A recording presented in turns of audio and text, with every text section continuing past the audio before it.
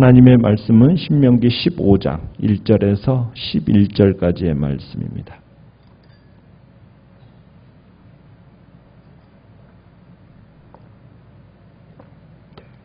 신명기 15장 1절에서 11절까지입니다. 매 7년 끝에는 면제하라.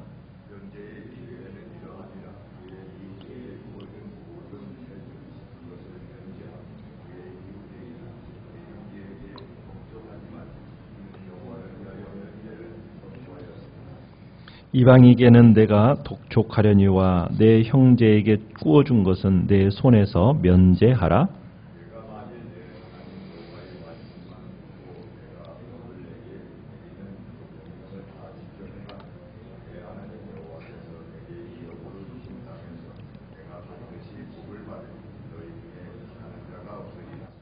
내 하나님 여호와께서 내게 허락하신 대로 내게 복을 주시리니 내가 여러 나라에 구워줄지라도 너는 꾸지 아니하겠고 내가 여러 나라를 통치할지라도 너는 통치를 당하지 아니하리라.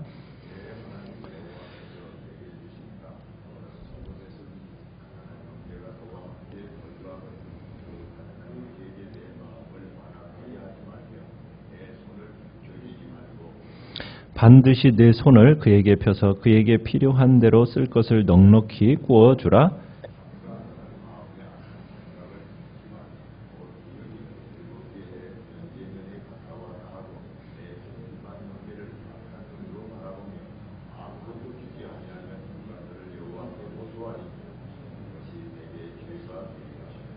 너는 반드시 그에게 줄 것이요 줄 때에는 아끼는 마음을 품지 말 것이니라. 이로 말미암아 내 하나님 여호와께서 내가 하는 모든 일과 내 손이 닿는 모든 일에 내게 복을 주시리라.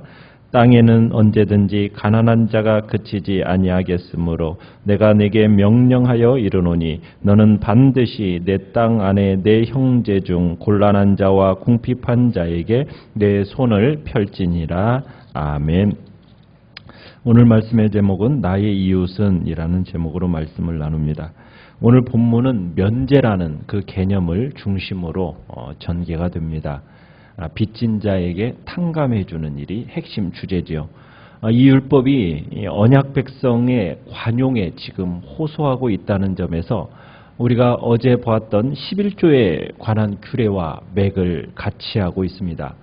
둘 다 가난한 자들이 가난에서 벗어나는 일을 도우려는 목적에서 나타난 율법입니다. 이 율법의 영향력이 있어서는 오늘 본문의 이 율법이 11조의 율법보다도 어떻게 보면 훨씬 더 파격적인 율법이라는 것을 보게 됩니다.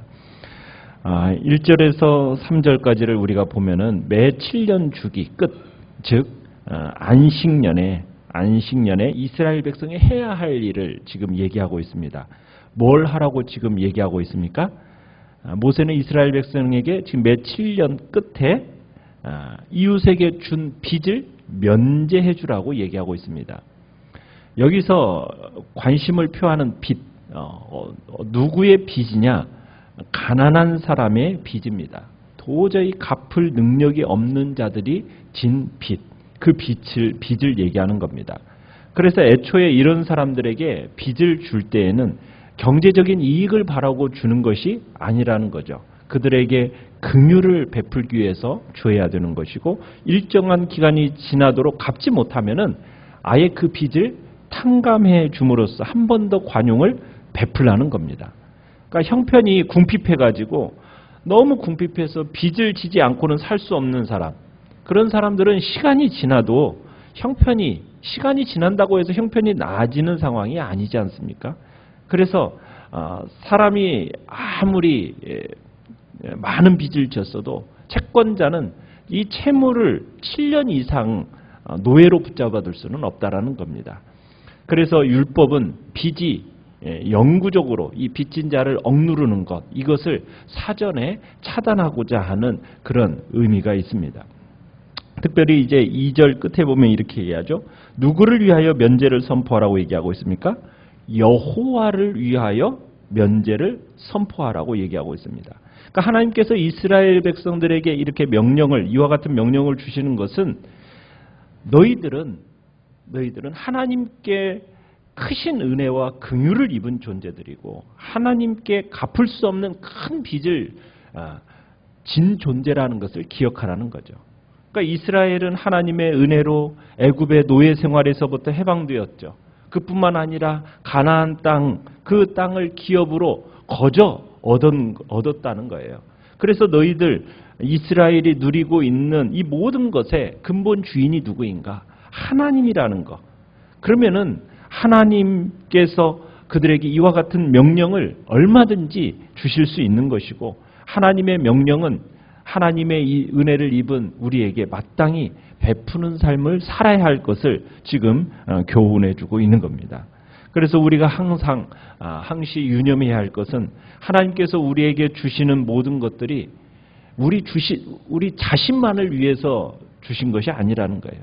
우리 자신만을 위한 몫이 아니라는 거죠. 거기에는 무슨 몫이 함께 들어있다는 겁니까? 다른 사람을 위해서 써야 할 몫도 포함되어 있다는 겁니다. 그렇기 때문에 이기적인 생활을, 그런 태도를 버리고 베풀면서 살도록 힘써야 할 것을 얘기하고 있습니다. 하나님께서는 자기의 사랑하는 독생자도 아낌없이 내어주셨는데 주님으로부터 평생 두고도 갚지 못할 큰 빚을 우리는 탕감받은 자로서 우리가 마땅히 힘써 행해야 할 일이 뭔가? 바로 형제와 이웃을 위해 자기를 기꺼이 희생할 줄 아는 자로 살아가야 될 것을 주님은 우리에게 말씀하시는 거죠. 자, 그런데 3절에 보시면은 매 7년마다 빚을 탕감해주는 이 규례 속에서 이 규례는 이스라엘에게만 적용되고 누구에게는 빚 독촉을 할 수 있습니까? 이방인에게는 빚 독촉을 할 수가 있습니다. 자, 그러면은 이 이방인에게 빚을 독촉하려니와 해서 이 이방인은 어떤 사람을 얘기하는 걸까요? 이스라엘 영토에 정착해 사는 이방인일까요? 경작할 땅이 없어서 과부와 고아와 같이 힘없 함께 사회 약자로 취급받는 그런 이방인 나그네일까요? 그건 아닙니다. 여기에서의 이방인은 사업상의 이유로 잠시 이스라엘의 성읍에 머무르는 다른 나라 사람을 뜻하는 겁니다. 이런 경우에는 빚 갚을 능력이 있는 거예요. 그러니까 이 율법이 추구하고자 하는 목적이 뭡니까? 이 목적은 지금 가난하고 없는 자, 불쌍, 긍휼히 여김을 받을 자들을 향하여 하나님께서 이런 율법을 주신 것이지, 그 문제와 이렇게 빚을 갚을 능력이 있는 사람에게 지금 이 율법이 해당되는 게 아닙니다. 그것과는 상관없는 사람이기 때문에 사업적인 빚이라면 당연히 받아내야 된다는 거죠. 그래서 이 율법은 채권자들에게 큰 희생을 요구하는데 이런 희생을 감수하면서까지 이방인들에게 혜택을 베풀 필요는 없는 겁니다. 자, 이런 탕감제도, 이 탕감제도를 통해서 하나님께서는 어떻게 보면 극심한 양극화, 경제적인 이 양극화 현상을 조금이나마 완화시키려고 하나님은 노력하신 거예요. 그래서 4절 끝에 보면 이 말씀대로 행하면 어떤 일이 있게 된다라고 얘기 안 합니까? 너희 중에 뭐가 없을 것이다? 가난한 자가 없으리라. 그러니까 하나님의 정말 이 율법대로 이 이스라엘 백성들이 행한다면 이 땅에 뭐가 없을 거라는 거예요. 가난한 자가 없을 거라는 거예요. 그 언약 공동체 중에 가난을 퇴치하고 그러면서 큰 축복이 약속이 되는 겁니다. 어떤 약속이 주어집니까? 이스라엘 온 공동체가 율법대로 행해서 서로의 빚을 탕감해주면 하나님께서 그들에게 어떤 복을 주세요? 정말 복을 4절, 5절, 6절 그 말씀을 보시면은 여러 나라에게 꾸어줄지라도 너는 꾸지 아니하겠고 여러 나라를 통치할지라도 너는 통치하지 아니하는 온 세상에서 부유하고 막강한 백성으로 살게 하겠다라고 말씀하고 계세요. 그러니까 하나님이 주신 이 지속적인 복을 계속해서 받아서 모든 사람이 풍요롭게 살게 되는 어떻게 보면 그 이상적인 언약 공동체의 모습을 묘사하고 있어요. 그 땅에 가난한 자가 없을 것이다. 그러니까 하나님께서 우리에게 주신 그 은혜를, 복을 내 것이라고 쥐고 있는 것이 아니라 펴서 가난하고 힘든 자들에게 나누어 줄 때 하나님은 말할 수 없는 놀라운 복이 그 공동체 가운데 임할 것을 얘기하고 있는 거예요. 그런데 이건 정말 이상적인 이야기입니다. 하나님의 말씀에 이대로 순종하면 얼마나 좋겠어요? 그런데 하나님의 말씀에 전적으로 순종하지 않을 것을 하나님은 아세요. 그걸 의식하여서 현실적으로 그들의 미래를 묘사하고 있는 장면이 7절에서 11절까지의 말씀이에요. 40년 동안 이스라엘 백성을 광야에서 하나님이 경험해 보셨잖아요. 그 경험해 봤을 때 참으로 말씀대로 살면 이런 이상적인 상황들이 묘사가 되지만은 그들의 실체는 그렇지 않을까라는 거죠. 그것을 인정하는 겁니다. 결국 여러분 가난한 사람이 없는 사회, 얼마나 이상적인 사회예요. 정말 하나님의 율법대로 말씀대로만 순종해서 그 모든 빚을 7년마다 면제시켜주면 정말 가난한 자가 없는 그런 부유한 그런 공동체가 될 겁니다. 그런데 대부분 그렇게 안 되죠. 부가 정말 한편에 독식되어지는 사회. 이 자본주의 사회는 더 그렇지 않습니까? 99%의 부를 몇 프로가 가지고 있습니까? 1%가 가지고 있는 거잖아요. 그리고 1%를 99%가 서로 가지고 있는 사회가 바로 이런 사회가 되어버렸는데 어떻게 보면 이렇게 된 차이는 뭐겠습니까? 하나님의 말씀에 대한 신뢰와 하나님의 말씀에 대한 순종이 없기 때문에 이렇게 되어버린 거죠. 매 7년마다 이 빚 탕감을 요구하고 계시는데 이 율법의 후유증을 의식하고 계셔서 빚을 빌려주려고 생각을 가졌던 그 사람들이 어떤 생각을 가지게 된다는 걸 아시고 계시는 거예요. 탕감해줘야 할 해가 다가오면 다가올수록 어떤 마음이 들어요? 인색해진다는 거죠. 그걸 아시는 거예요. 그래서 사람들에게 자선해라 강요할 게 아니라 가난한 자들의 그 배려하는 마음을 지닐 것을 주님은 호소하시면서 그 형편이 나은 자가 좀 가난한 자들을 배려하는 그런 것을 강조하면서 사람의 신체 부위를 표현하면서 이제 자비 베풀 것을 하나님은 호소하고 계십니다. 자, 그 사용하는 신체 이미지가 뭐가 있느냐? 7절 보시면은 손에 연관된 표현을 쓰고 있어요. 그죠? 7절 끝에 보면은 뭐라고 얘기했습니까? 내 손을 움켜주지 말아라. 대신에 어떻게 하라고요? 8절에 내 손을 그에게 펴라. 펴라. 11절 끝에 가도 그렇죠. 곤란한 자와 궁핍한 자에게 내 손을 어떻게 해라? 펼쳐라. 그러니까 가난한 자에 대한 사회적 책임은 경제권을 막 움켜쥐고 있는 그 자들의 손에 달려있다라는 거예요. 움켜쥐지 말고 제발 좀 어떻게 하라고요? 펴라. 가난한 자들은 이 문제에 대해서 스스로 어떻게 할 수가 없으니까. 두 번째는 마음입니다. 마음. 7절에서는 가난한 형제에게 어떻게 하지 말라고? 내 마음을 완악하게 하지 말아라. 완악하게. 그 마음을 단단하게 하지 말아라. 10절에 가보시면요. 10절에는 이렇게 얘기하죠. 너는 반드시 그에게 줄 것이요. 줄 때에는 무슨 마음을 품지 말라? 아끼는 마음을 품지 마라. 내 마음을 악하게 하지 말아라. 인색하게 하지 말아라. 악한 생각을 9절에서는 그러죠. 삼가 너는 마음에 악한 생각을 품지 말아라.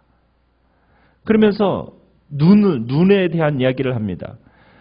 다른 사람을 어떻게 보느냐가 그 마음의 자세에서 비롯되기 때문에 9절에 보시면은 자, 내 궁핍 중반절에 그렇게 해야죠. 내 궁핍한 형제를 뭐 하지 말라? 악한 눈으로 바라봐서는 안 된다. 그러니까 부유한 자가 자신의 부가 하나님께서 주신 축복이라는 것을 믿는다면은 하나님이 요구하시는 일을 어떻게 보면 많은 희생을 감수하면서도 기꺼이 할 수 있어야 된다는 거죠. 어떻게 보면 공동체에 속한 가난한 사람들에 대한 배려는 온 백성이 져야 할 짐이라는 겁니다. 그러면서도 동시에 공동체에 속한 각 개인이 추구해야 할 선행이라고 얘기합니다. 그래서 모세는 이 경제적인 어려움을 당하는 사람들을 앞에서는 어떻게 표현을 하고 있느냐면 2절에 15장 2절에 보면 그 이웃에게나 그 형제라고 표현하고 있어요. 형제. 그러니까 그런 관계적인 언어로 묘사하면서 가난한 자는 너의 형제다. 나 몰라라 할 사람들이 아니다. 그 언약 공동체에서 함께 묶여있는 사람을 형제로, 이웃으로, 친족으로 대해야 할, 관계 형성해야 할 존재라는 것을 얘기하면서 그 관계적인 차원에서 이 본문을 계속해서 뭐라고 하면 너는 이렇게 얘기합니다. 이인칙을 사용해서 너는 이라고 얘기해요. 그러니까 가난한 사람들에 대한 선처가 단순히 그냥 공동체의 몫으로 남아있는 게 아니라 그 공동체에 속한 각 개인들이 네가 특별히 노력해 줘야 될 것을 당부하고 있는 겁니다. 그 가난한 사람들은 바로 너와 관계가 있는 형제이기 때문이다. 지금 성경은 그렇게 얘기하고 있는 겁니다. 하나님은 가난한 자, 소외된 자, 약한 자, 그런 자들을 배려하시는 분입니다. 항상 가난하고 소외되고 약한 자들에게 지극한 관심을 가지고 계시는 분이 하나님이세요. 그 관심을 갖고 친히 돌보시고 그들의 눈물을 신원해 주시는 분이 하나님이십니다. 그렇기 때문에 우리는 절대로 가난하고 소외되고 약한 자들을 마음 아프게 해서는 안 됩니다. 그것은 바로 보호자 되시는 하나님의 마음을 아프게 하는 것이기 때문입니다. 결국 그로 인해서 하나님의 진노를 면할 수 없게 되는 거예요. 그래서 우리는 정말 단순히 가난하고 소외된 자들의 마음을 아프게 하지 않을 뿐만 아니라 정말 하나님의 마음으로 정말 지극한 관심과 사랑을 헤아려서 그들로 하여금 돌보고 핍절치 않게 하는 것이 바로 우리 믿는 자들이 공동체가, 교회 공동체가 주님 안에서 해야 할 몫이요. 바로 내가 해야 할 몫이라고 주님은 말씀하십니다. 그러면 하나님께서 그 행위를 절대로 잊지 않고 더 풍성하게 갚아주실 것에 대한 주님의 놀라운 복이 또 약속되어 있는 것입니다. 오늘도 하나님의 명령을 따라서 참으로 연약한 자, 궁핍한 자, 위로가 필요한 자에게 정말 하나님의 은혜를 전달하는 복된 통로로 오늘도 우리가 쓰임받게 해달라고 정말 나의 이웃이 누구인가를 오늘도 생각하면서 세상을 이처럼 사랑하셔서 정말 비천한 자리까지 내려오셔 정말 고통 속에서 참 죽어가는 이들의 손을 잡아주신 우리 주님을 생각하면서 오늘도 정말 사랑을 전하는 복된 통로로 쓰임받는 한 날이 되게 해달라고 우리가 주님 앞에서 또한 기도하며 나아가실 바랍니다. 오늘 말씀을 생각하면서 기도하시고요. 연약한 지체들을 위해서 기도해 주시고 오늘 수요 예배를 위해서 기도해 주시고요. 그리고 다음 주에 있을 전가족 특별 새벽 기도 위에 하나님의 놀라운 은혜의 역사